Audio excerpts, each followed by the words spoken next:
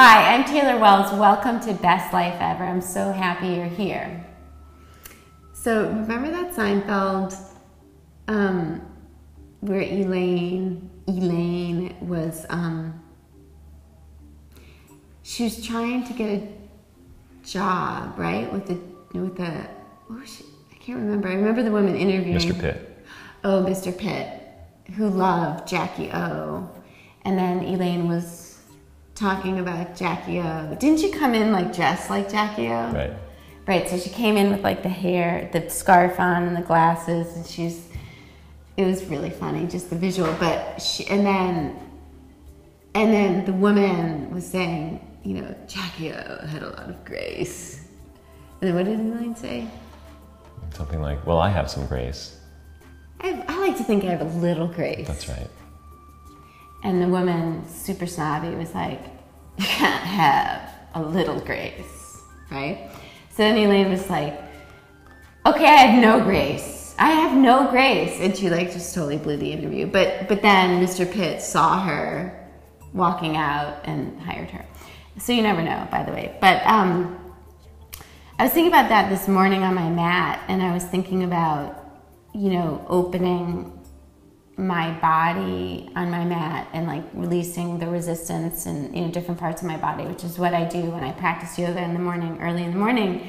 And then I feel like as I do that and I open up my body, then it helps to open my mind and my spirit and, you know, my emotions. And then I was thinking about how would it feel to allow more grace. And I was thinking, well, what does grace feel like? You know, what do you think grace feels like in your body, or what is that? What is grace? And can you have a little grace? I think you can have a little grace. I think it's a graceful movement.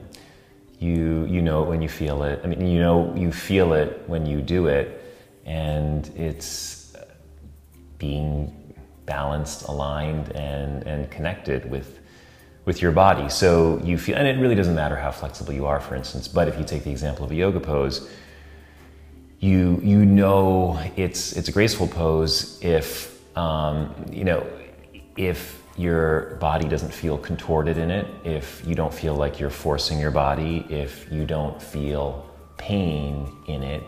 I play tennis with our kids, and I think grace is basically the equivalent in, you know, if people know what it means to hit a ball perfectly with a tennis racket, you really don't feel any effort. The ball just flies because you hit it exactly in the center of your racket. So it's in alignment, it's balanced, and it's strong, and that's grace.